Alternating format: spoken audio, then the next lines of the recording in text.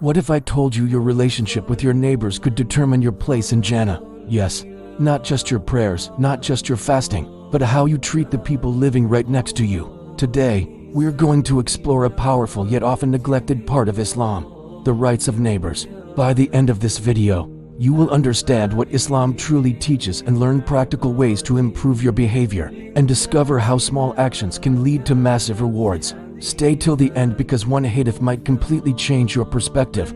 In Islam, neighbors are not just people next door. They hold a special status. The Prophet Muhammad said, "Jibril kept advising me about treating neighbors kindly, until I thought he would make them heirs." Think about that. Jibril repeatedly emphasized neighbor rights so much that the Prophet thought neighbors might even receive inheritance. This shows their importance is extremely high, their rights are serious, and neglecting them is dangerous. Islam doesn't limit kindness to family or friends.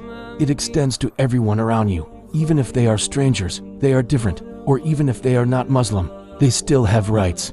You might be thinking, who exactly is my neighbor? Islam gives a broad definition. Scholars say 40 houses in each direction can be considered neighbors.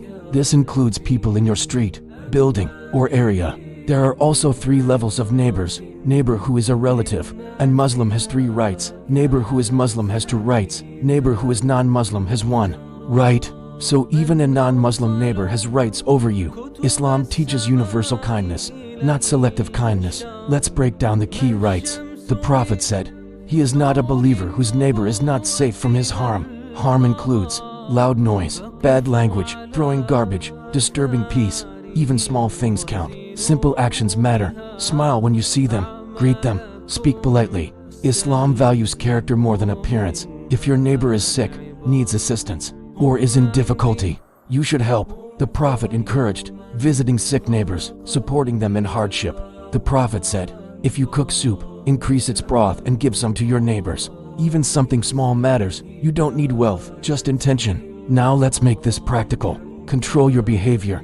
Avoid shouting. Respect privacy. Don't interfere unnecessarily. Be generous. Share food occasionally. Offer help. Give gifts. Be patient. Neighbors may be noisy, rude, or different. Still, Islam teaches patience. Maintain cleanliness. Don't throw garbage. Keep surroundings clean. Cleanliness is part of faith. Make dua for them. Even if they are difficult, ask Allah to improve relations.